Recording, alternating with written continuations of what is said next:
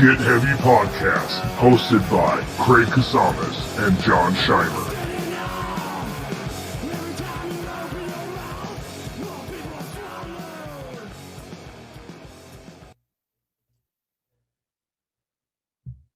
Tonight's podcast is officially sponsored by Salzer's Records. For those of you who do not know, Salzer's is a record store in Ventura for the last 50 plus years, owned and operated by the Salzer's family. R.I.P. Jim, I love you. God damn it, I love you, man. I worked at Salzer's for many years. I met my wife at Salzer's. I met every one of my fucking closest friends at Salzer's. I started my first bands with people that worked there. Salzer's Records is so near and dear to my heart. I cannot express enough how important that time was to me and the time that I worked there and the people that I met and the relationships that I made. Having said all that, they are the best independent record store around in the fucking country. Fuck Amoeba. Fuck everyone else. Salzer's Records, Ventura County, 5777 Valentine Road. Check it out. Open 11 a.m. to 7 p.m. daily. If you like vinyl, CDs, used shit, DVDs, in the record store, upstairs they got a brilliant head shop, an adult store for all you little freaks out there. Come on in, check it out. An incredible gift shop, jewelry for your girl, jewelry for yourself. Are you poly? Are you bi? All there for you. It's all good, man. Get in there. Salzer's Records is the place to go, and it has been for the last 50 years in Ventura County. I'm so excited to be able to help them out and have them help me out and just get this relationship going. I can't think of anyone else I'd rather have represent this podcast than Salzer's. Also, they have the record store, and they also have the last probably video store on earth across the street, Salzer's Video. Incredible rentals for those of you old heads who like to find those deep dives, those cult classics that you probably can't find even on YouTube. Salzer's Video's got it, dude. Go in and check it out right across the street, right off Victoria. You can't miss it. Follow Salzer's Records on all social medias. Subscribe, check it out. They're always doing some awesome sale, whether it's on t-shirts, records, gifts upstairs, the head shop. They got posters. They got all the knickknacks you want, cool jewelry, cool clothing, incredible shit over there, man. Big shout out to the Salzer's family. Big shout out to Brandon and Nancy. I miss you, Jim. The loss of Jim was a big deal to me. It was a big deal to a lot of my friends. He was just one of those Ventura staples, man. And you can, if you want to honor Jim, you want to honor the Salzer's name, get into that goddamn store and buy some stuff, man. In a world of the Bezoses and the Amazons of the world and your Walmarts, Salzer's is really the last company fighting that good fight, man. Independent, forward thinking, ready to do it, there to serve you guys for over 50 years. Salzer's Records. Check it out. Fancy ass. Oh shit! I mean, that's how I watch porn in my bedroom. Mm-hmm. I mean, that's when I'm starting to get into the tech. Is when like, oh shit, figured out how to stream porn onto your fucking. That's when the old men really figure that shit out. God damn it, I'll get it. Anyway, now I'm fancy, dude. Look at that shit, huh? Not bad. So, I've told you about my thing with the fucking rat. No. What do you mean? I didn't ever see you guys. Oh, that's right. Yeah, you actually, I knew that. Show at Bombay. Yeah, and rude. I was just like, what the fuck? Yeah, well. All this shit I got to listen to around town. If here's a fucking band that I actually want to hear, yeah. they're done. Yeah. I was so bummed. Hey, man, I don't know. You missed the boat. We had 10 years. We were together 10 years. You know what I mean? I had that shit going on like raising kids. Yeah, I know. Well, that's the problem. That's the reason I stopped. It's just. That's the reason all you stopped. I know. Yeah. That's yeah. I mean, if you're a good parent, yeah, that's the reason you stop, right? It's motorcycles, man. Motorcycles. It's Dynas and it's motorcycles. It's all these guys that have been watching these dudes riding motorcycles around town for years, and then they get out of high school and they get a Sportster, go straight to a Dyna if they can afford it, mm-hmm. And then they have that Dyna, and they're fucking ripping and running and having a good time and going on runs and doing all this shit. And then they get an old lady. And then as soon as they get an old lady, the kids come along. Yeah. And then it turns into dirt bikes and toy haulers and boats until they get to be the old graybeard and the kids are out. And then they're like, I think I want a bagger now. You're speaking, it feels like you're speaking from a lot of experience. I've never given my motorcycle. No, never. I'm speaking from watching other guys do it. People, me going, nah, man, I'm biking for life. No way. Yeah. Nah, man, I ain't giving up my bike. Yeah. No, I mean, I didn't give up music either, I guess. I just stopped doing the thing, because it was either shit or get off the pot, right? It was either the Raft's going to be on tour 6 to 9 months out of the year, coming home with shekels, you know what I mean? And with 2 kids, you know what I mean? And then trying to scramble to find a job or whatever. And it's just fucking got to the point where it's like, there's just no way, dude. You can't do that, So not if you want to be like a productive father or, you know what I mean? Any of that shit. So you just can't do it, dude. So. Yeah. Riding my bike and having the same bike. I mean, my daughter's 27. You motherfucker! This son of a bitch. He fucking put a hole in my can. I keep dribbling on myself like I got fucking Down syndrome over here, dude. God damn it, Jake. Motherfucker. Fucking. It's like I was born fucking Joaquin Phoenix with a hair lip over here. You fucking prick. You got it just enough on the side. I caught you at first, and now you got it just enough on the side where I got to do this. I have to go like this. You fucking bastard. Oh, shit. The fuck, man? Yeah. I kept taking a drink and it's dribbling down my chin. I'm like, did I just go to the dentist? What the fuck happened, dude?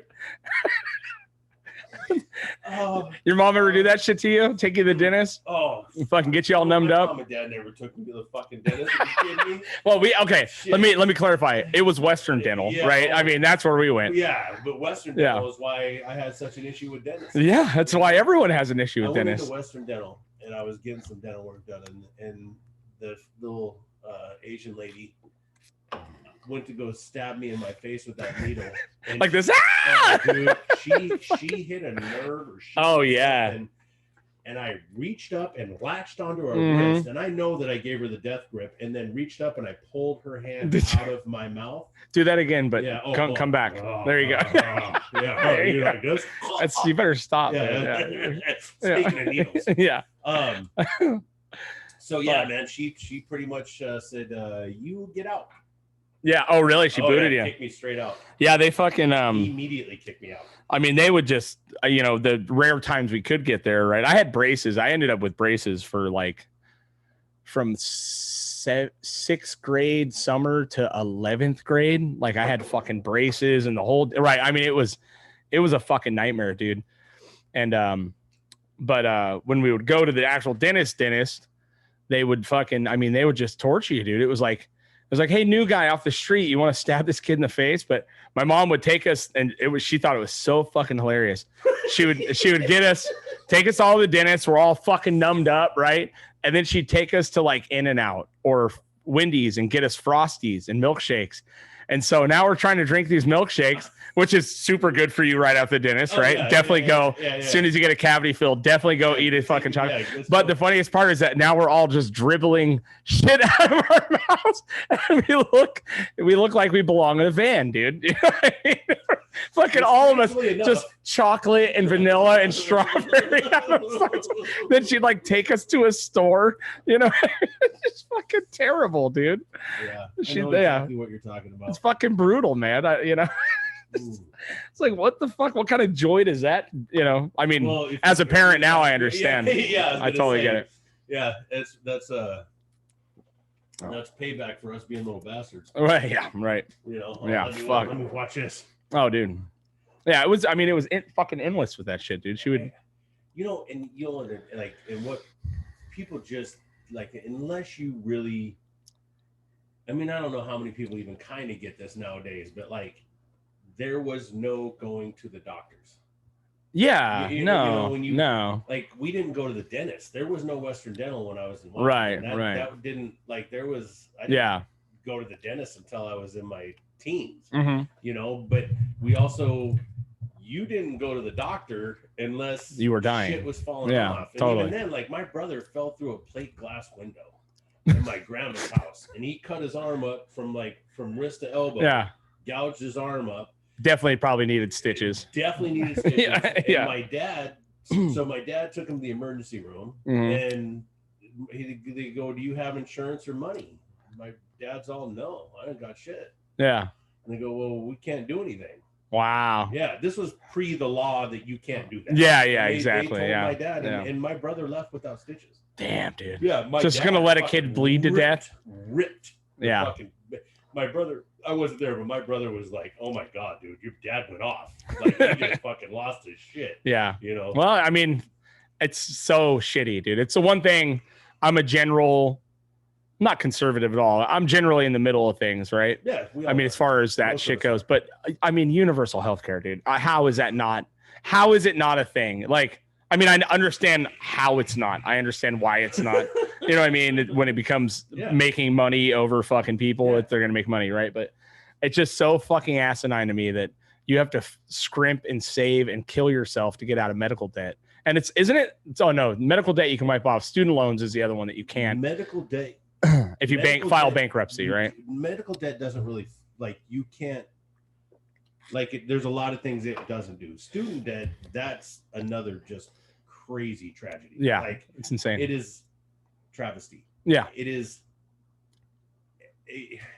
We could sit here and go over the same thing that, like, we could just nail one thing after another, right after another, of just like how insane it is that we are in 2021 with all the information that we have, right? All of the stuff that's in front of us, all of us seeing what other countries are doing to stand up against this stuff, and we still just sit around.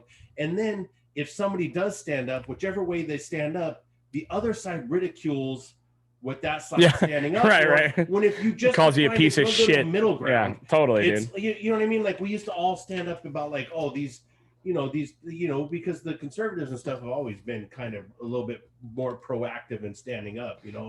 Antifa and all that stuff didn't come until way after that, but now everybody's pointing at Antifa and going, "What the fuck are these guys?" They're doing the same thing you guys were doing, right? Why don't you guys all try to find the middle ground and stand up and do it together? Right.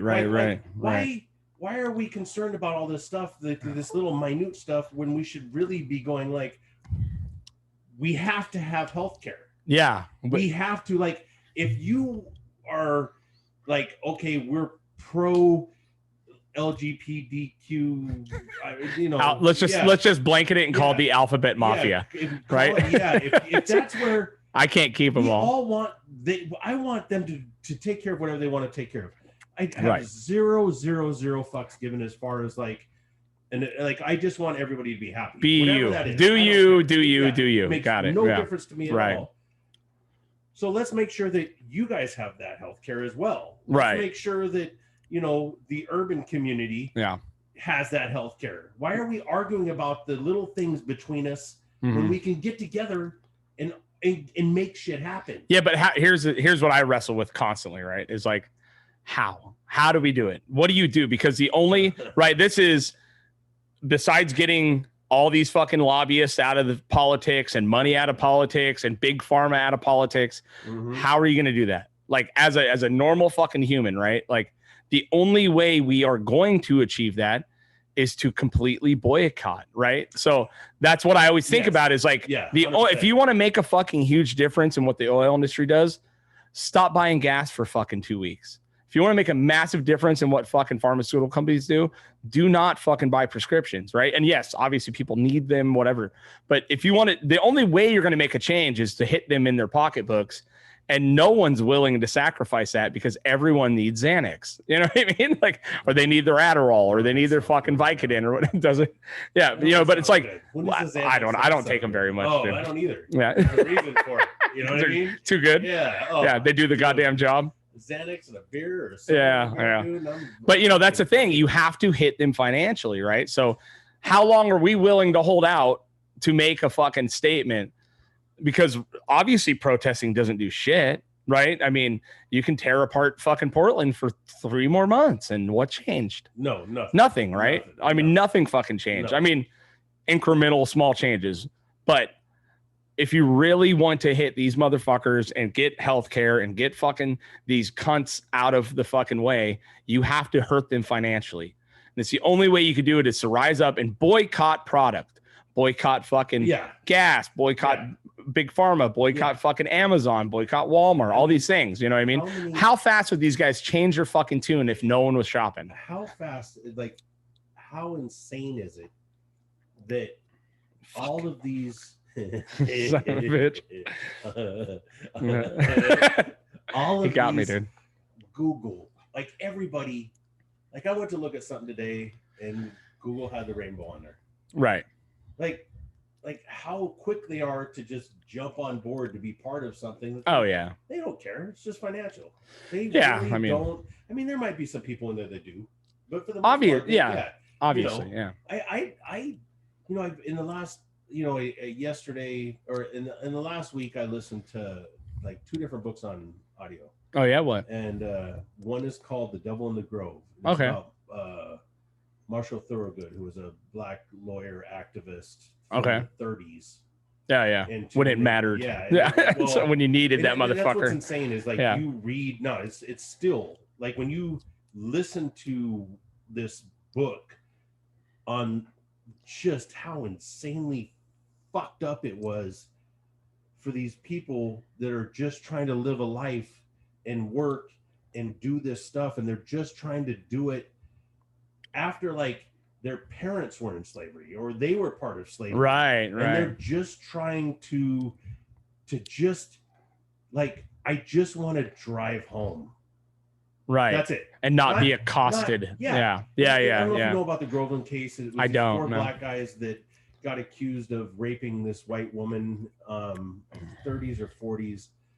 And it's one of the, like, it's just one of those. It's obviously not happened, right? They didn't do it. What were they framed? What was the deal? It was totally this. It was the whole thing. If you get a chance, amazing biography. But the whole thing that's crazy is okay. It's now 60 years later, right? And has it changed? Yes. Yeah. Definitely. Has it changed a lot? No. They're still killing black humans for the color of their skin all the time and getting away with it. Totally. And that's listening to this audiobook and listening to what was going on back then. And then listening to Richard Pryor's comedy, listen to Red Fox comedy. You guys talk like people, the only difference between now and then is now we have cameras. Right. Now everybody has a camera in their pocket. And there's proof. And they can film George Floyd getting his neck stomped on. Right. What was it, 8 minutes or whatever, as he preached for his life. Right. And some piece of shit just sits there on his neck. Like, right. And no one does a thing. Not only that, they all film it and no one does a thing. Yeah. No one thought to run and jump kick that motherfucker in the back of the head to get him off of that dude at all. No. You know what I mean? No. Like, and it's easy for me to sit here and say I could do it too, but you know what I mean? You know what's going to happen, right? So it's like, but if how guilty are we all for watching? You know what I mean? I've had my ass whipped before. Yeah, and no one helped you. No, but I've also been in the situation with my family because my family's majority is black. So I've been in the situations. I've been there. I know what it's like. I've stood there with my cousins, hanging out with my cousins, and have cops roll up on us, and them literally walk up and step between me and them and put their arm out and like push me away. Right. And then start harassing my cousins. Right. And I'd go, huh, and I'd split. Because at that point they had me holding the dope. Yeah, you weren't the guy going to negotiate. No, they're like, give it to Jay. Give it to Jay. Give it to cousin. Yeah. Give it the white guy. But they ain't fucking. Listen to this stuff, and you just think, and then you see what people are like, what they're voicing their opinions about, like all of this stuff you guys are voicing your opinions about that we've been able to get to as progressively been able to get to is amazing. Right. And it is beautiful. But along with that, you guys, let's kind of step back a little bit and go back into the urban community and let's try to help them out. Like, keep focusing on that and keep pushing that, because it's just not Well, there's neighborhoods that are never going to recover. Ever. No. They're not even going to have the chance. You know what I mean? It is true. By design. Yeah. And that's, I talked about critical race theory on the last podcast just because it's something that's been coming up a lot. Right. And so explain that. As critical race theory, white guy talking. Sorry, guys. This is a white guy explaining this, but this is as far as I understand it is basically the critical race theory itself it was created by a bunch of black scholars, back in the day in the 80s, late 70s, 80s. And basically it's exposing the fact that there is systematic racism in our laws and our judicial system, all this shit 100%. That we know now, right, is all spawned from the critical race theory, which is basically saying, neighborhoods by design were drawn in such ways to where they were unlimited to educate. They could not have education. Boyle Heights, South Central, fucking all these areas, they were kept.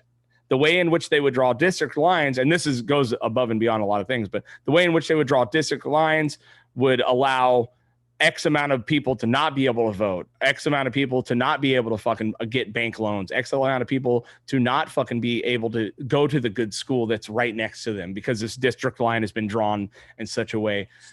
It's still going on. Obviously, it's obviously still going on, but that's essentially what it is. It's the exposure of how there is systematic oppression built into our fucking laws, throughout history, right? That's as far as I understand it. You know what I mean? Yeah. Now there's other versions of this that branch out into, the way in which people react with each other, the way in which we've been taught to react with all that shit. But that's as far as the critical race theory itself. It's all based on how it is systematically built to oppress a group of people, right? Okay. And I have there's poor ass neighborhoods that are white too, right? And those are all grouped in. So, right. So the whole rest. Is it majority fucking black and Latino and immigrant neighborhoods? 100%. It also affects, like it also affects insanely poor white neighborhoods as well. Oh yeah. But no one talks about that because why would you? I think that people talk about it. You see documentaries on it. You see. Look at Flint, Michigan. Look at fucking, look at the Appalachians, right? Look at the wonderful world of the Walter Whites or the Whites. You know what I mean? You ever seen that shit? Oh yeah. It's fucking crazy. Years of inbreeding and poverty and one of the best documentaries you'll ever see. It is insane. The Wonderful World of Whites from West Virginia. Yeah. Oh my it's nuts, goodness, dude. Hank the Third. Is the one that kind of initiated it, and he's in it, and it is. If you haven't seen it, go see it. It's nuts. It is so good. It's good, but it's so sad, right? Sad. It is sad, the underlying tone is so sad. It gives you guys. It's so. Again, I coming from such a unique position in my life, growing up a poor white guy. But also, my father was just there's no racism. It wasn't even thought about or allowed in his parts world of the United States where everybody around us was racist. Like they didn't understand that, but I wasn't that. It's not how my dad, got. But being around all these poor people that were white and Mexican and Native American, because that's another one. That's the one that's so bad too. The Native Americans, man. It's insane. Those and they just make so much money off of them.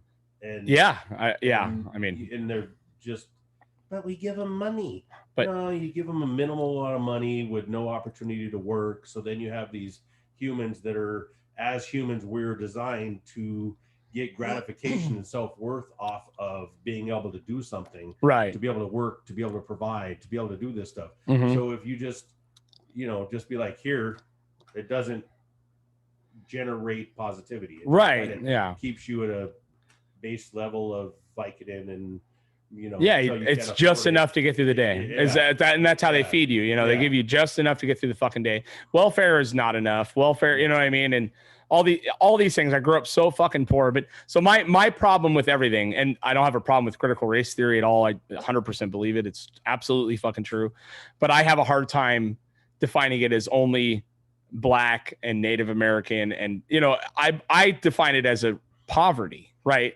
So I view a lot of it as poverty. It's a division between rich and fucking poor, right? Because I grew up in those same fucking neighborhoods. Yes, my neighborhood wasn't nearly as fucking bad as a neighborhood in Detroit or Chicago or any of those things, but I grew up fucking poor with no help, welfare, food stamps, the whole fucking deal, right? Getting treated like a piece of shit when we go shopping in a store because my mom has to use food stamps, you know what I mean? And you got people scoffing at you, you know what I mean? Like I remember not a nice little EBT card. No, it was the fucking book, you get the book, dude. You Yeah, get the book and you got to walk. You know, up. we would get fucking made fun of, dude. Like it was shameful for us, you know. Like it felt shameful when we were kids.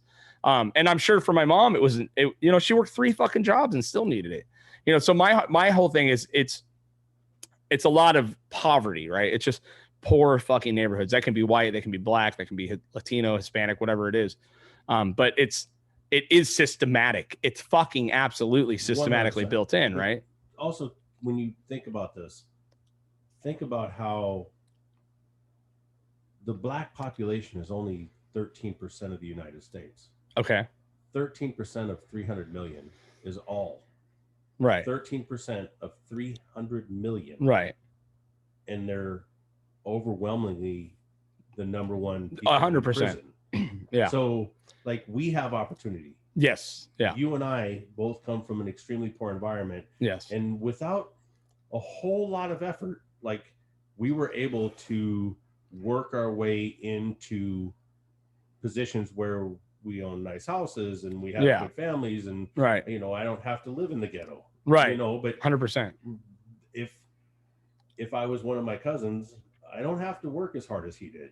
Right. I don't have to work as hard as she had to work to just get her nursing license. Right. And go to work. Like, I just kept pushing forward and was given opportunities. Right. You and I have both worked in a field where we have watched and seen and heard contractors and people be like, I'm not going to hire that guy. Yeah, no, and you know why. You know what it is. You know why it is. Dude, yeah, it's fucking it's terrible, dude. When I was younger and I worked and with rebar and like they, you know, this was 30 years ago. Right. No one's holding any punches. Right. No, you know. Yeah. The amount of insane shit I've heard out in my industry, you know, as far as racism goes, is incredible. You know what I mean? And it is a racist environment. You know what I mean?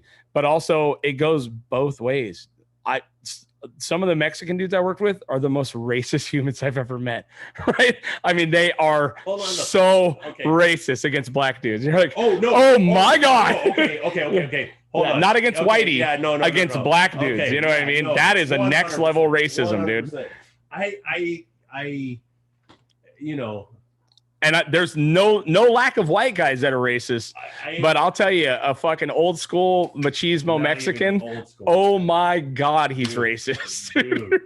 I mean, not only that, they hate Salvadorians. They fucking hate blacks. You know what I mean? And this is obviously not everybody, but the most wild shit I've ever heard is definitely out of like a dude's mouth that it's an old Mexican labor. And you're like, wow, dude. Wow. You know, growing up over in Oxnard, I didn't, you know, there's, you know, yeah. Dude. You know what I mean? Pinche Mayate is real. Oh my God. Yeah, dude. I mean, I've been physically uncomfortable in my skin. You know what I mean? Many, many times, like just overhearing a conversation between two guys and you're like, oh my God, like, how are you guys not killing each other right now? You know what I mean? And it wasn't based in fun banter either. You know what I mean? Well, it was like, also, you know, I don't know, man. Fuck it. Let's go. Well, at a certain point, you would assume, right? Yeah. Hey, man, we can walk down here. Yeah. Let's go down here and have a talk. Yeah. And you would, but it rarely comes to that. It's just usually some terrible shit that gets said, you know what I mean? It's just, it was very hard to watch coming from where I came from as a punker who definitely liked punching skinheads. You know what I mean? I made it when I was a foreman, I made it a real fucking point to tell everyone pretty quick, I don't tolerate it. Yeah. If you can't find some fucking better words to use, then you don't need to work for me, dude. Cause I worked really hard to get out of that world that I was raised in, to get out of that environment I was raised in, to get out of that fucking universe I was raised in of these types of fucking feelings and words, right? And I don't want to hear it. I don't want to fucking hear it. It's insane. When I was in high school, if something racist was said, if somebody dropped an N-bomb, if somebody said some shit, I was always the first to jump.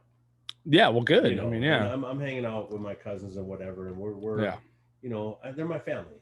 You know what I mean? So when somebody says something, I don't care what they look at and see.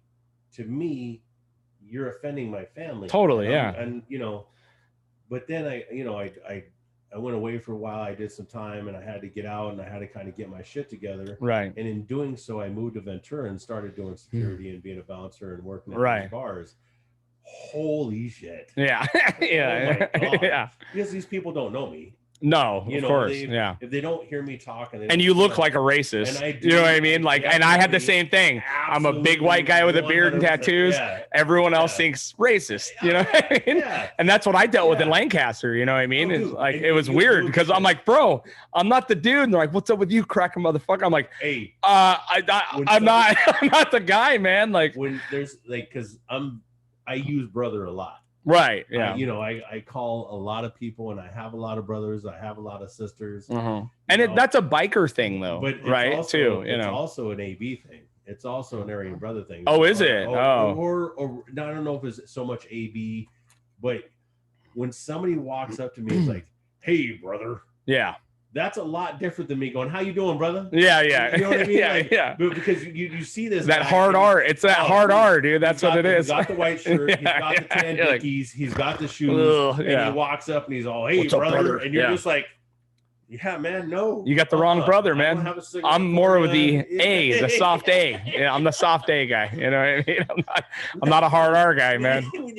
Yeah. Hats or shirts made up. Soft A. Soft A, dude. Yeah. No hard R's around here, dude. No. Yeah, dude. It's just fucking crazy, you know, because you don't, you know, that brother thing it's part of biker culture. You know, we do trades. I'm a brother to many, many people in my trade. You know, we're all brothers.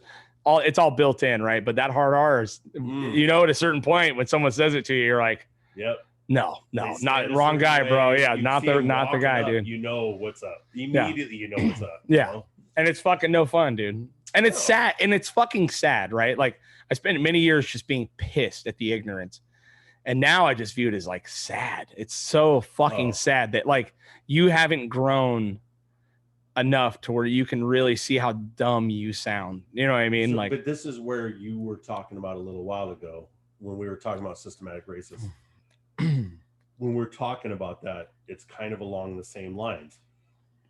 That system sends these people to prison, and they're completely okay with, instead of creating an environment where they work together. Oh yeah.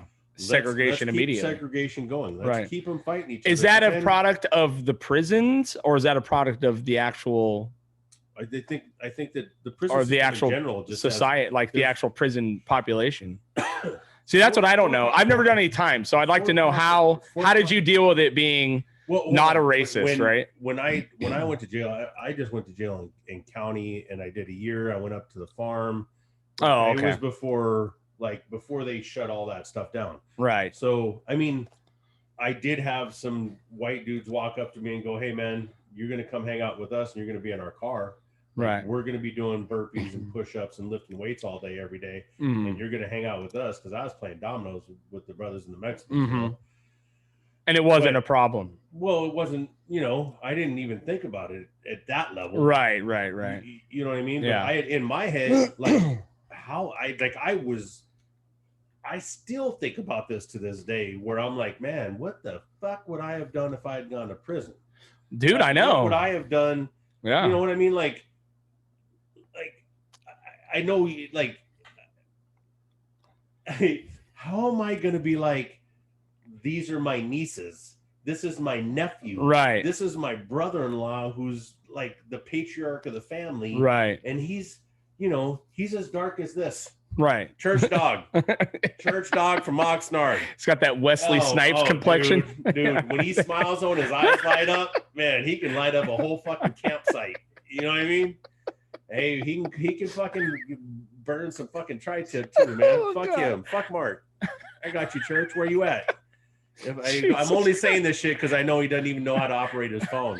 If I thought he was actually going to see this shit, there ain't no way I'd be talking shit to him. Fuck that. He's a giant old black man. He fucked me up, man. Yeah, dude. No.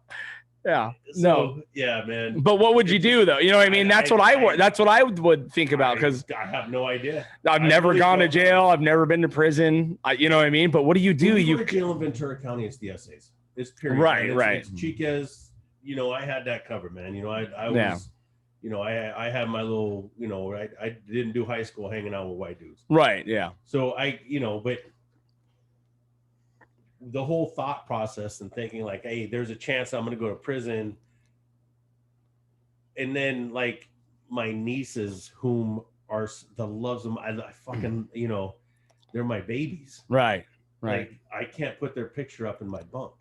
Right. Yeah. You know, like I had like brother-in-laws and shit that were in prison at the same time that I was looking at going to prison. Mm-hmm. And I'm like, how the fuck is this going to work? I can't go say hi. I can't. Right. I have to, you know, I don't know what. I honestly, man, I'm just grateful. I'm grateful you didn't go, right? Yeah. I didn't go to prison.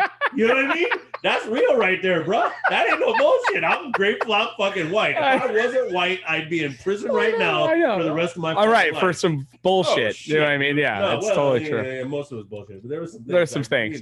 Hey, you know, street pharmacy. Yeah. You know what I mean? We dabble. Yeah, it's fucked, man. I mean, it is really fucked. I mean, I'm not so arrogant to think that there isn't white privilege. You know what I mean? Any of that shit, I you know what I mean? Real, man. 100%. You know, anybody that believes that that's not a real thing, go fuck themselves. Yeah, it's insane. You know, anybody that says pull yourselves up by the bootstraps, right? They've never had bootstraps. Exactly. Yeah, you know? that's what I say all the time. You know, it's like I'm not arrogant. I'm not dumb. You know what I mean? I understand what it is, but you know, I would wonder. You know what I mean? For a guy that's not a racist, you know, what do you do in a fucking jail situation? You go to others. I guess, you know, if you can, right? Man, I don't know what I really honestly, man, it was a very, very, very, very scary thing for me. Was it? Because I just had no, like, there was a couple of times where I was looking at doing a solid prison stint, you know, and I was given other opportunities and I took those opportunities and stuck it out. Right. And I was one of the very few people that did it. It scared you enough. Whatever happened scared you enough to where you're like, I don't want to do this, dude. No, hell no. You know what I mean? I was a fucking crack dealer in the 80s. Right. You know, that's, you know, cuz and vato and like all that shit was pretty strong in my vocabulary. You know what I mean? Yeah. You know, it was, you know, I literally would, you know, I'd get my soft dope and make it hard and I would break it down into pieces. And, you know, I was selling crack when Colors came out. You know what I mean? Like Crazy. oh, dude, it was, you know, I mean, I'm 17, 18, 19 years old doing this shit. Wow. You know, and this down here? Oh, it's Oxnard. In Oxnard, yeah. And you know, Oxnard, people want to say whatever they want to say and they don't understand, man, but Oxnard's a different flavor than anything else in Ventura County. Oh, yeah, you know, 100%. You want to, like, people want to compare the Avenue or Berry Street and Camarillo or go fuck yourself. No way, dude.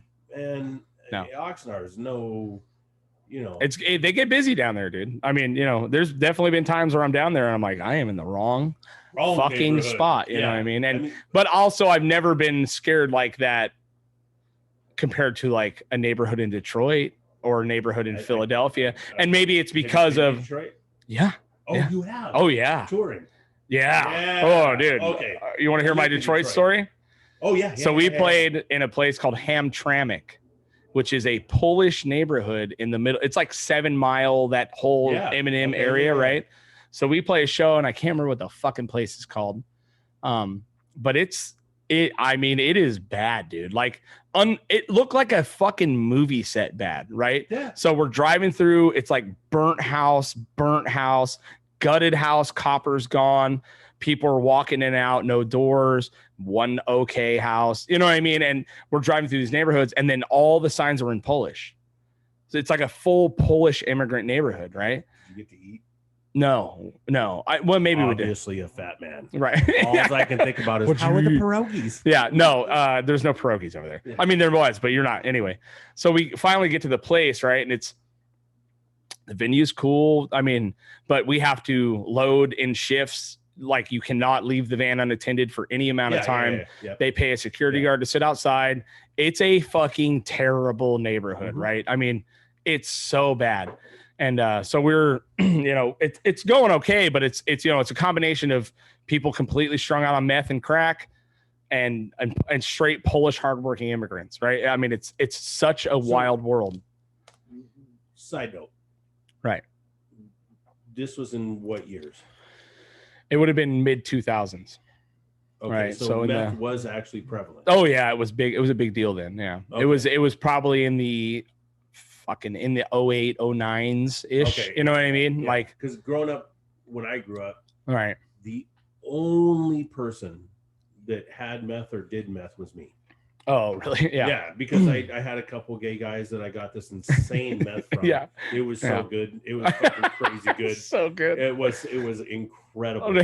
Yeah. You know, but I was like, every once in a while, so I'd be like out of coke, and somebody'd be like, "Hey man, can you hook me up?" And yeah, I would be like, "Well, you know, because I it was your special stash, essentially. I also didn't like. For me, it was like having a Red Bull.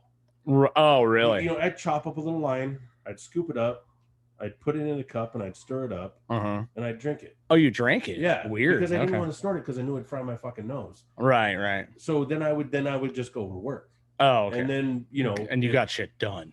You know, I fucking cruise around in my car at 3 o'clock in the morning, listening to fucking classical music. Yeah. You can fucking I mean, you know, that Tanqueray gin and drugs are fun, dude. I mean, there's never. If you guys, as we post this stuff, you guys don't listen to anything he says. Hold on.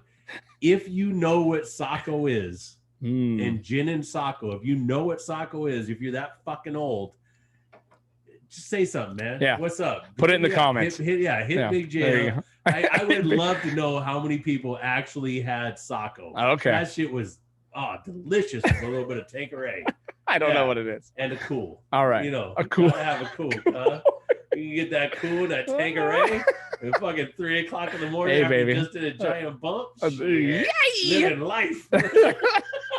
Anyway, so anyway, we're in Detroit, right? We load the gear in, we're tripping. You know, we've seen some bad neighborhoods in our career so far. This is definitely hitting the tippy tops, right? So we go into before we play, we go have our safety meeting, right? We used to call it a safety meeting. We'd go have a fucking grab the socket. Get fucking smoke some weed, get real high before he destroyed the place.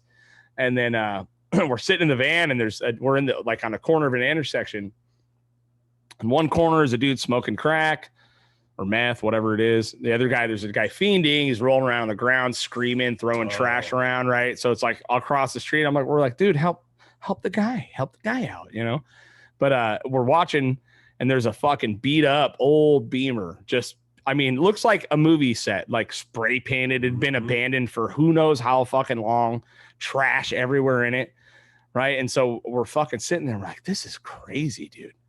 And this fucking chick pops up, jumps on the fucking hood, just straddles the fucking sunroof, and pops a squat and just pisses straight into the sunroof into the fucking car, dude.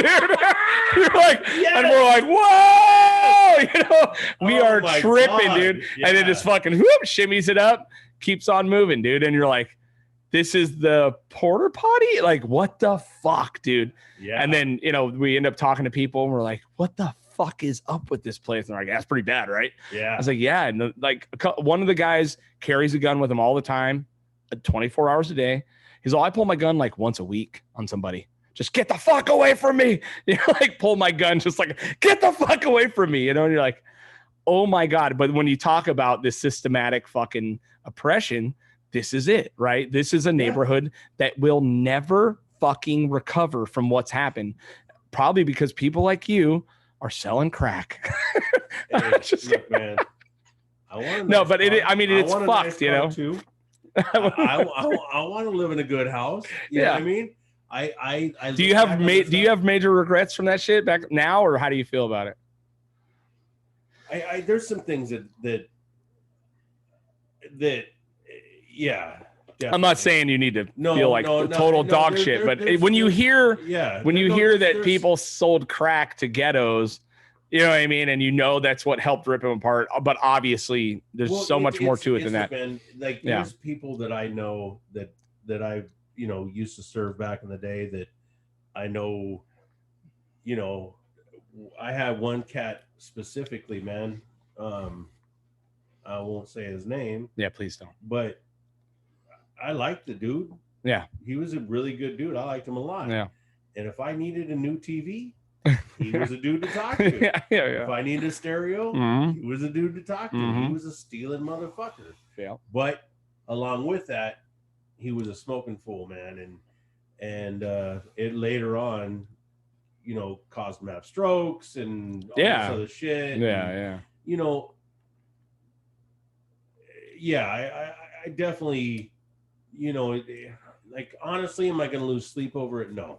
Right. You know what I mean? Like, well, because you were surviving too, right? You were surviving too. All I knew, as I've gotten older, I'm like, man, I really wish I had a Craig that worked in this industry that said, hey, man, there's a better thing here. Let me, I tried to get in the Operators Engineers Union for a long time. Yeah. And I couldn't do it. And we both know how it's hard, dude. It's hard to, it's also, what's that word where they it's all family shit. You got to nepotism. There's a lot of nepotism. A lot of nepotism in all unions. This is true. And it does not just unions and everything in life. Right. You look out for each other. Right. That whole tribe thing that Alex Unger book, the tribe, like it's all related. Like we're always going to look out for each other. 100%. If we're in a situation where you and I have something's going on and we're having an issue with somebody, I'm going to look out for you. Right. 100%. So it's kind of the same thing. Yeah. So I didn't have that around me. What I had was people that were old school hustlers that loved me. Right. You know what I mean? But these are your peers, right? Yep. These are the people that you learned from, they right? Were my peers. They were my patriarchs. They were the men around your role me. models. Yes. And I would like to point out they were men. Make sure that we understand that because the women had a different role than the men did at that time. Oh, okay. This isn't now. This was then. Now we're all the same. And so back then it was a little different. Yeah, you know, a little different. Yeah, maybe. There was some hustlers out there that might have been female, but I never saw them. Right. But they can make a sandwich. Get heavy that's podcast. Who I learned from. I learned how to break down weight. I didn't learn how to cut a piece of 2x4 to put it up under a roof. Right. I didn't learn how to operate heavy machinery. Right. I didn't like all of this stuff that I did learn. I learned after. Right. And my uncle, who was one of the, he's still, I love him to death, and he's a preacher now. He's a pastor in Oxnard at a church out there. Mm-hmm. He's, him and I have these conversations. He's all, man, I'm sorry that I didn't show you more. Right. Yeah. I didn't teach you something different. Right. But I tell him, you taught me valuable lessons in my life that I still use today. Right. You taught me how to take something and move that product in a way. Like you taught me how to hustle. Yeah. You straight up taught me how to hustle and hustle through life. Mm-hmm. You know what I mean? Yeah. It's so like, because here's the thing, like no one works harder than a fucking fiend, right? Like no one works harder than a crackhead. No one works harder than, you know what I mean? Like I feel like, and you know what I mean? But you're also dealing dope and hustling. Oh, it's not easy. It ain't easy either. Right. Yeah. 100%. So back in the days, pages were unlimited. They weren't unlimited. Right. They were unlimited because most people never hit 2,000 pages in a month. Oh, okay. Yeah. They right. Unlimited, but when it came down to it, they weren't. Yeah. No, I would go home at 4:00 in the morning, 3:00, 2:00, whatever time I go to bed. Mm-hmm. I would take my pager. For people that don't know, it's a little square box. It's pre-iPhone over here on your side, and it would vibrate, and then it'd have a little phone number, and then you'd have to go find a phone, a payphone, and then call them. Guys, payphones were phones that were attached to random walls and random places that you could put money into and make phone calls on. Yeah. Anyway, but I'd turn that shit off at 3:00 in the morning, and I wouldn't turn it off. what I would do is I would go in the bedroom, and when I went to bed, I would wrap it in like a towel, and then I'd stick it in the drawer so I couldn't hear it vibrate. Because there was no turn off the vibrate. Well, no, it was because in the morning, as soon as I woke up, I would wake up at 12, 1 o'clock. Right. I'd wake up, roll out of bed, snap a bong hit, go take a shower, get out the shower, come back out, and then take that pager out, and then I would sit there by my bed and I would call all the numbers that I'd gotten between the time that I went to sleep until the time that I woke up. Right. There'd be 40 or 50 minutes. That's insane, dude. Yeah. I mean, well, and that's the thing. I mean, but it is true when you learn how to hustle, right? I mean, and hustling goes from dealing all the way down to being a fucking fiend. Hustle, man. It all is, right? These teach you insanely valuable lessons, how to deal with people. You get a real fucking quick bullshit meter. You know what I mean? Like all these things. Anybody, right? Anybody. Because you ain't just selling to the fucking dude on the corner, right? You're selling to a businessman that's running fucking, running a fucking multi-million-dollar business. You're selling to all these sorts of things, right? And so you'd learn how to manage people, and that's a massively valid skill. You know what I mean? That a lot of fucking, and that's why it's always like, I always laugh because I just listened to the Danny Trejo episode on Mark Maron's podcast. Danny Trejo, the machete guy. Yeah. And this guy, I don't know how many people don't know who Danny Trejo is. Well, I don't know. I didn't. You looked at me like you didn't know who he was. But what I looked at you like is because I stopped listening to Mark Maron a long time ago. Oh, anyway, it's kind of. I don't listen to him a lot, but if it's a cool interview, then I would. Yeah. So in my head, when you're saying that, I'm like, I need to look up Danny Trejo on Mark Maron's podcast. Yeah, anyway, but the cool thing is that, he just breaks shit down so well, you know what I mean? And the fact that this guy has been clean for 50 years, but in program clean, yeah. But even 50 fucking years ago, shit was still the same, right? People are still hustling. They're fucking running. They're running their markets or running their rackets. And the funny part is that like when this guy gets into the movie world, right? They're like, oh my God, like, this guy's crazy. Like, he's so terrifying, but like so nice and knows how to deal with people and makes people feel comfortable. And I'm like, yeah, no shit. That's what a fucking drug dealer does, dude. They make anyone feel comfortable with the bad decision they're making, and they make you want to make it more. You know what I mean? Like, and it's this wild skill, and it makes sense why morons in Hollywood are fucking impressed by a guy like that. Obviously his face is terrifying, the tattoos, all that shit. His face is so terrible. It's crazy, but when you think about it, like the relative fucking normal human person isn't ready for that. They're not ready for the guy that can think on his feet in any situation and be comfortable. You know what I mean? All of these people that would go back to the Alphabet Mafia, all of these people that are focused on all these different things they're important, and I understand that because everybody's absolutely it's important. Yeah, like totally. Everybody's story is important. Totally. My nephew taught me that a long time ago. He just like we talked about that I think on the last one. Yeah. So everybody's story is so important,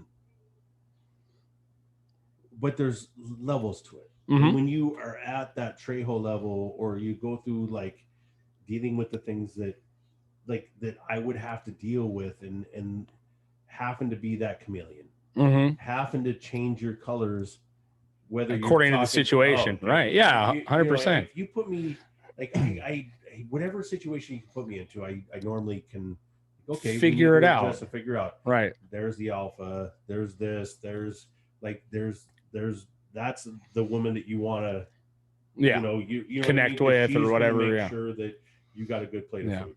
But not only that, to be able to come into a situation and be able to read that situation and read the room and fucking know who the players are, know who the fucking things are.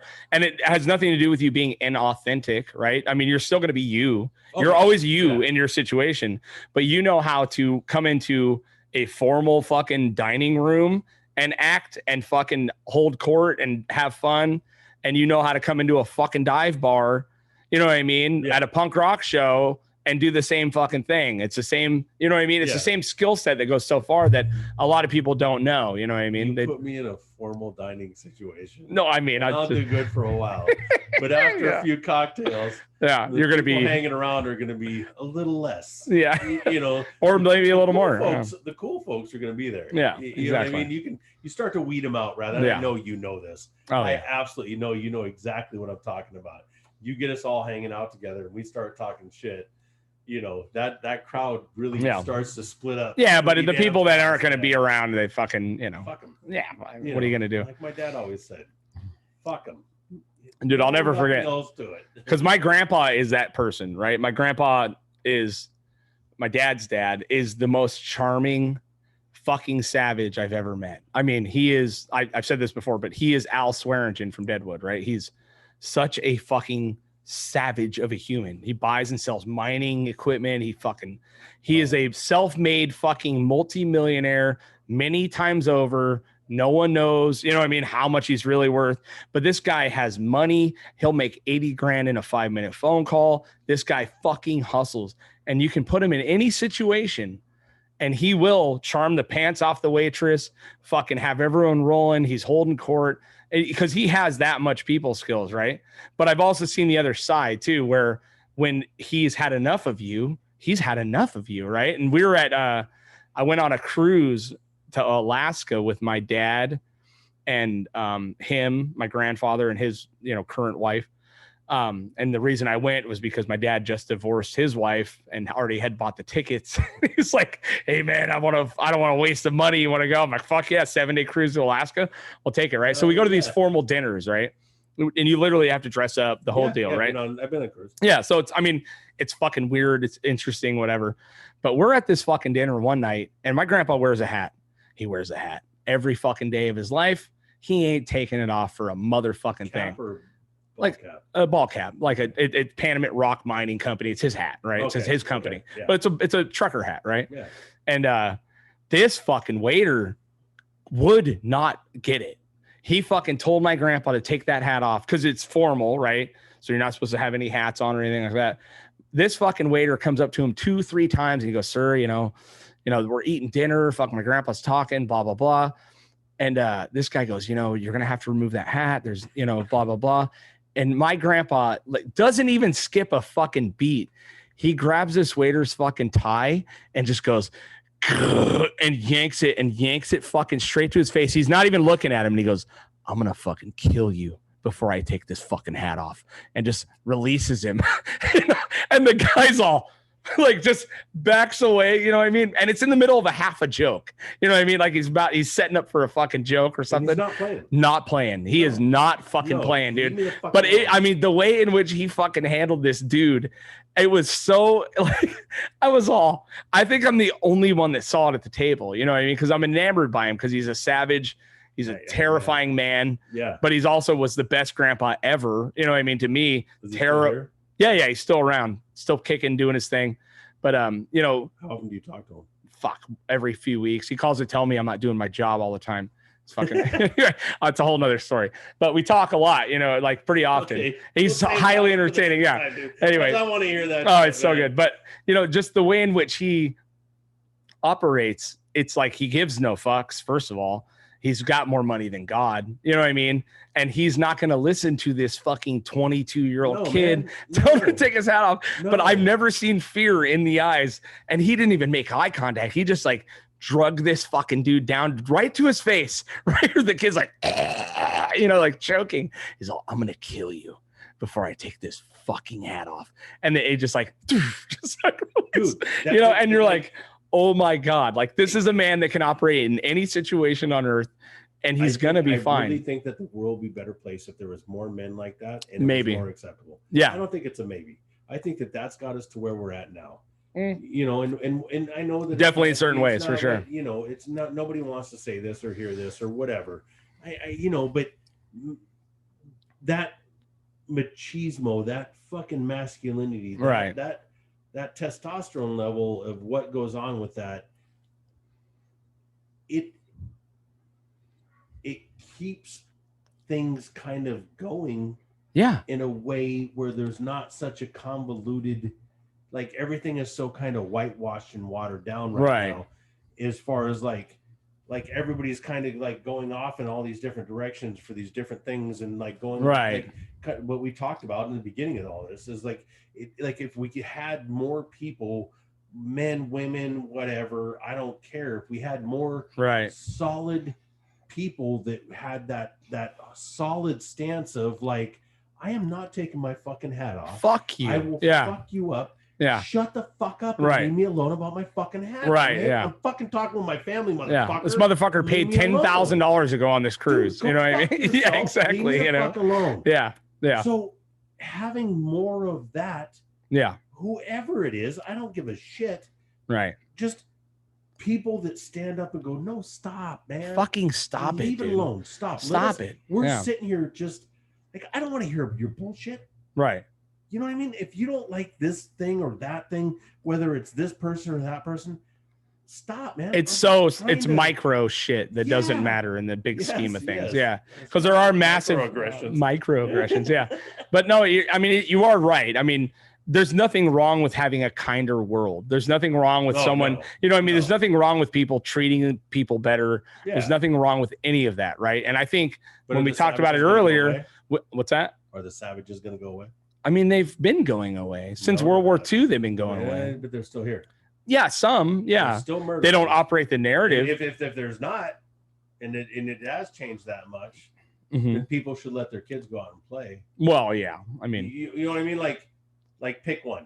Right. Well, and it's like even like I was thinking about the other day, right? So, like with the homeless shit in LA, right? Which is insane. It's fucking nuts, right? Venice Beach, they're taking over everywhere. Everywhere, by the way.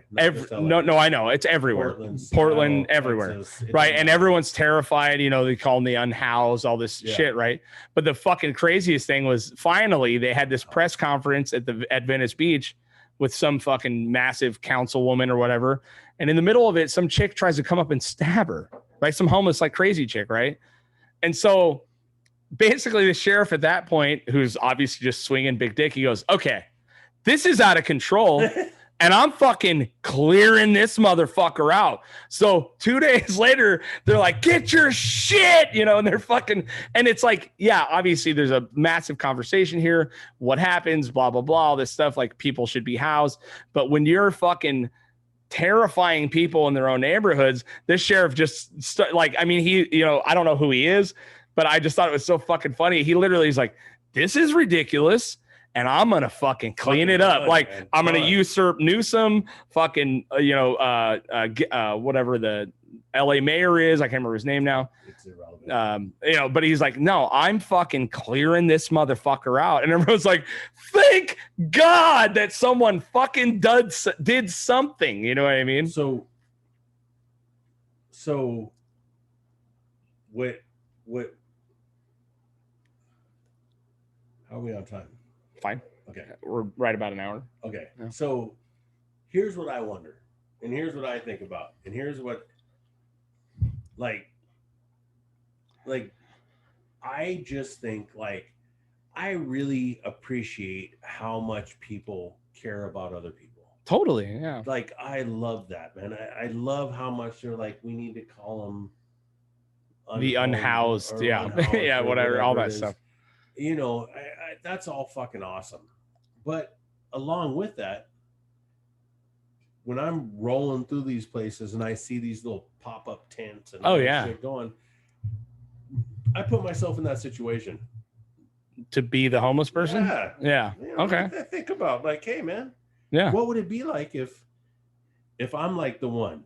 Like I'm homeless. One that's like we've all been a couple steps from homeless, dude. I'm the one, you know what I mean? I'm the one that's putting up the pop-up. Mm-hmm. I'm the one that's putting up the tent. Right. I'm the one that's setting up my little space. Mm-hmm. I'm the one that's doing all this shit. Yeah. Do you think that that's going to be a pleasant situation? Do you think that I'm just fucking walking around skipping with some fucking fairy boots on going, of course not. Hey, no, yeah. What's going on? Yeah. I can tell you right now, I would set my shit up. I'd get me a nice little fucking fish beater, like a good little one, man. Yeah. Just a nice little head tuner. And the first fucking person that walked up to my spot and started talking shit, I'd tune them up. Yeah. And then I would walk around that area and I'd make sure that I tuned up everybody in that area that didn't know I'm the boss. Right. Well, that's you, So that though. doesn't, But that's also you not strung out on fucking drugs, I'm not right? the only person in this world, though. Yeah. There's of course dudes not. that aren't strung out on drugs that are out there doing this. 100%. They're regulating their community. There's of course there are. Yeah. Oh, I'm sorry. There's dudes and women out there regulating. There's thems that are out there regulating their community. Yeah. I want to make sure that we're we understand that there's men and or women, right, or whatever he, she, they, z's, and whatever, that are also regulating their community. Yeah. There's women that are right, that are building their tents, and then they get it all set up nice and neat. And then when somebody comes along and tries to violate it, they're taking a baseball bat to them. Right. That's definitely happening. Yeah, but I mean, there are those people. I can't roll hard enough. Oh, your eyes. Yeah, I'm trying. If you didn't get it, hard eye roll. Hard eye roll. Yeah, but I mean, yes, there are those people, but they're few and far between, right? I mean, how do you know that? Well, because what's happening out there is they're just shitting all over the sidewalks. Yeah, dude. but you don't think there's dudes out there that are regulating that shit? Maybe, but it's all based in. Come on, man. If you and I were doing it. Yeah, but we're not fucking homeless, dude. We're not going to be homeless. If we were, what would it take for you to be homeless? A shitload of fucking bad luck, right? You would be, I guarantee by the time you get there, exactly. Me and you aren't going to be homeless, dude. No. You know what I mean? But imagine, here's what I do. I do imagine myself in those shoes. I have been a couple steps from being homeless. Yeah. I've definitely spent some time sleeping in my truck because I didn't have money or fucking anywhere to go. But all of you guys aspiring to be a musician, get ready to be homeless. Sorry. Hey. Yeah, I've spent months in vans that I basically am a homeless human. But we're not going to be there, dude. So it's hard to put ourselves in that situation because, you as your current mind right now, you could go into a homeless encampment and probably take over and run it, and you'd be your own fucking Mad Max society. But for you to become a homeless man, it's a lot of broken, dude. It's a lot of fucking things. Now you're probably strung out on fucking drugs, and now you know what that does. It doesn't fucking do anything good for you, and now you're in the mix, right? I mean, but what about these people that and we're blessed. Obviously, we're blessed, but hashtag blessed. Yes. Hashtag throw a fucking wrap around your fucking air conditioning unit. What is that shit? Hey, I'm a renter, bro. I rent. I don't give a shit. I'm not gonna point that out right now. Then. Calm down. Yeah. All right. Jay's over here judging my garage. Son of a bitch. What happens if and I totally understand, man. I really do understand our personalities, our mindsets, who we are as human beings. Right. It's not, I don't want to say it's not normal, because I think it is more normal than it's not, but we're not the type of people that are going to be like, all right, I'm just going to give up and go be homeless. Yeah, it's not an option, dude. Yeah, totally. We also, because of our background, right, because of how we, it's an option, because of that Detroit story, because of knowing where you come from, knowing where I come from, we're just like, I'm not doing it. There's other ways for me to make this happen. But what about the people that we know? And we know a lot of people around us that are fucking soft. Totally, dude. You know, so then all of a sudden they have this decent job, they have things going on. Right. COVID hits. Then all of a sudden that job turns into this, and their landlord's like, "Fuck you, get out." And then their car shits out. Yeah, totally. I mean, like I said, we've all been a few steps from it, right? Luckily, me and you are lucky enough to have a massive network of fucking friends and family that if you were God forbid, you were at a point where you're like, I have nowhere to go. There's 100 motherfuckers that would house you for months, right? There's same with me. Yeah. If I were to tell any one of my best friends, me and my family are fucking sleeping in a car, they would say, we will not allow it. It's not happening. Come here. There are many people in this world that do not have this, right? Yeah. And that's what makes Ventura such a unique fucking place. I think that part of that, I think that goes back to not about Ventura County. No, I think what a lot of that is just us as men, just us as who we are and what we do for the people around us and how we take care of each other. And Right. you and I are quick to step up and go, yeah, yeah, of you know course. what I mean? Like, Yeah. my mom has this thing going on. Mm-hmm. Yeah, fuck Yeah, when man. you, I mean, got you. when You know what when my mom went through cancer, I threw this benefit. I asked I need someone to fucking make food immediately. It wasn't even a fucking, we had me and you had a 5-minute conversation and it wasn't an option. And I know you okay, but I don't even hardly know. Right. I don't know you that fucking well, but I do think a lot of that is uniquely Ventura. I mean, it happens everywhere, but I'm not Ventura. Well, Ventura County. You've been in Ventura long enough to be fucking Ventura, right? I mean, come on. You can't tell everyone you're from fucking northern. I struggle with. I know, because I still tell people I'm from the desert. I moved out of the desert when I was 10 years old. You know what I mean? Like, I'm fucking from Ventura. You've been in Ventura for many, many years, but I think it's so uniquely, the community here is different than everywhere else. And I've been around a lot of fucking places, and I've seen what communities look like. But the pure fact, dude, the pure fact that every fucking party alone has 20 kids under the age of 15 and they've known each other since they've been born. Yeah. Like, that is unfucking real compared to anyone else. Okay. Like, name any community in LA that's like that. No. There's no way. There might be a small sect or whatever. What about those other places that we were talking about earlier, like the Appalachians and shit, where those people? Well, they're all each other's kids. Yeah. Well, okay, so we are back in Ventura. That's some crossbreeding. Ancestral places I ever met. Right. Everybody's fucking everybody's old lady, old man. Like, just give it a second. If you're single, just a second. Just calm down. You're good. You're gonna be okay. It's there's a reason I married my wife. She's not affiliated with any of you creepy motherfuckers. Hey. Yeah. No, I mean, but it is creepy. He's talking about you guys. Not me. You guys, not him. He's not creepy. He was a captured man. I was happily captured. I know, man. But dude, we can't not talk about it. The garage is open. Wow. Right? Segue. Fucking A. The garage is open. Yes. Cheers, brother. Yes. I'm fucking so stoked for you. Man. Give them the fucking details, Jay. Whew. So, yeah, man, it's crazy because David and I started talking about this shit years ago. Mm-hmm. We would sit around the fire and talk about, like, because he's business. He's detail oriented, list oriented. The guy you want. He's for a businessman. Amen. Yeah. But I'm everybody's friend. Right. I love everybody. I'm very gregarious. I'm very out there. I'm very like I'm behind the bar. I'm the one that's talking to people when they come in and dealing with this stuff. And it's just a good combination. But we would sit around and talk about, like, one of these days this is going to happen. Mm-hmm. And, other than me and being an atheist, I want to put that out there. By the grace of God, we were. Wait, you're still giving credit to God? Really? There's a lot of hypocrites. Father, Son, the Holy Spirit. Hey, man. Praise the Lord. All others pay cash. Just because you don't have to go to church to be a hypocrite. Right. Yeah. Of course. Yeah. We are overwhelmingly hypocrites, but at this point in time, I feel you. Has nothing to do with the bar, though. Because if you want to come by the bar and have a drink, it is Satanist welcome at the garage. Everybody. We appreciate all the alphabets, all religions. Dog friendly, right? Food friendly. I like it all. Vegan.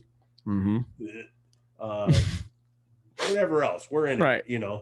But we talked about it, and the opportunity came up, and we did it. Fuck yeah, man. And I mean, you're months in. I've been harassing you for months when it's going to open. Not that you need any more harassment from me, but I'm so stoked you guys are actually open, right? I mean, this is right around the corner, baby. Yeah. It looks nice, dude. It's very classy. I understand why you don't want to do shows, but because it's very nice in there. You know what I mean? So I totally understand that. It's like when we started this and we were talking about the fucking wrath, and legitimately, man, I've been in this town working shows since I was 23 years old. Right. Mayfair, Mayfair, the whole deal. Nickleby's, Yeah. Bermuda Triangle, Moggs, probably. No, yeah. I didn't do Moggs. No, okay. I was still over in Oxnard at that point. Okay. But like and then afterwards, still went and did all this stuff. My favorite is like you literally, and I'm not just blowing smoke up your ass. The fucking Wrath is one of my favorite fucking bands I've seen. Thank you, man. It's very stoner nice. fucking hard metal fucking. Yeah. That's where I come from. Yeah. I'm not into punk. I Mhm. love everybody, but I'm not into it. But that is what I like. You know what I mean? Like I love it. I love Clutch. I love Mastodon. Yeah. I love Red Fang. I like I listen to that shit all the fucking time. Nice. The problem is in this county, you're gonna get that one night a week. Right. Maybe. Right. So the rest of the time, nobody's gonna come to your bar because that's what you do. Right. So what we would really like is just to be a community bar. Right. Like it used to be. You and I can come down there, have a drink, sit at the bar, talk shit, play pool, play darts, laugh, have a good time, and know everybody's going to have a good time. Right. Like we want everybody to feel comfortable Mm-hmm. and relax and enjoy themselves at the bar. Right. You know, like we don't want people to come in there and feel uncomfortable. We want everybody to just have fun. Yeah. Be a comfortable place. Yeah. Listen to some good tunes, fucking hang out. And as much as I would love to keep what the garage was, the problem with that is it just alienates a massive portion. Massive, man. There's 12,000 people on the East End of age that really just go 100% downtown to drink. Yeah. So why can't we do reggae and funk and jazz? Oh, do all of it, dude. Do all of it. Yeah. Everybody just come through and have a good time. Right. Yeah. And then as time goes on, we'll see what else we can do. Well, there's room for everybody in Ventura, right? I mean, you know, it's just how it goes. I mean, there's room for everybody. There's room for fucking Tongue, my band. There's room for fucking a killer reggae band. There's room for fucking guys that are doing covers. Playing coming up, was it August or? Yeah, August. What? 7th. August 7th at Gigi's, right? Yes, yeah. Oh, yeah. So I'm gonna do some shameless self-promotion. Believe me, don't worry about it. I'm already working on it for you, brother. Yeah. Come on, man. But no, man. You did it for me. I mean, here's what I will say. I'm so fucking excited to see that finally people in our community, in our circle, are doing the thing that they should be doing, which is starting businesses, making a difference in Ventura, creating a cool spot to fucking hang with no baggage, no wondering if the owner's a fucking piece of shit. You know what I mean? Not that to say anyone was previously, but you know, there's so much baggage in Ventura because it is such a small town. You take a shit, fucking people know about it, right? So the second I heard that you and Dave had fucking taken the bar, I was so excited because this is what, I mean, as much as you're not a punk rock fan, right? I mean, I'm sure you appreciate it. I'm a big fan of everybody. But it doesn't matter. Like, this is what we should be doing as adults in our own fucking community, building our community the way in which we see it, you know what I mean, want to be built. So, and you guys are some of the fucking first people that have done it, along with Fatty Vegan John, you know, building a fucking thing in their own vision, making it exactly how they want to be, not fucking begging for permission from a landlord or an owner or whatever to fucking just be able to operate. This is what Ventura should be. And now we're starting to step into this era where a lot of us, your age, my age, you know, I'm obviously a few years younger, much more handsome, but a lot of us are going to be starting to make these steps. You know what I mean? I'm having a seizuring eye roll. That... I need to work on Oh, wait, about the younger part or the more handsome part? Yeah. Well, no, you're definitely younger. Definitely younger. More handsome. Hold on. I'm trying to. Is that what it is? I can't get him to roll back anymore. Mm-hmm. Hard roll. Fool, if you could stand up and touch your toes, I'll give you $100. Really? No. Oh, okay. All right, but I'll be impressed. Yeah, I might pass out. That's what I'm saying. I'm touching my toes. For $100, I'm gonna jump on the fifth roof. Yeah. I might have to fucking sling that motorcycle over my shoulders so that I can get down that deep. But I'll get down that deep. Shit. Anyway, me with $20. Anyway, but I am stoked to see It is finally happening because All right. Ventura has had such a weird thing where it's operated and owned by some fucking yuppie with a bunch of money who doesn't give a shit. Man. You know what I mean? And now people are taking businesses and they give a shit, man. And I fucking really like it. I appreciate it. And I love you for it, man.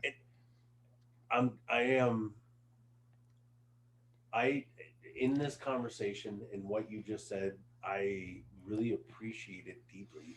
And I will no longer be doing the comparisons and talking about that shit. Like, what do you mean by comparisons? It's like, because I feel defensive when I start talking about it. I automatically, because there's a crew of people around town that are bad mouthing us and fuck like, them. Yeah. Hold on. I agree with you. You want to yank them down by their fucking tie? The hard part is some of them are family. Really like blood family that I love. And they're you know what that is though? It's jealousy. I know that. It's fucking jealousy. I'm jealous. I'm jealous that I don't own a bar, dude. I'm super jealous. That. But in that being said, I just want whenever, I want everybody to just come. Like, that's all David and I have ever wanted. Right.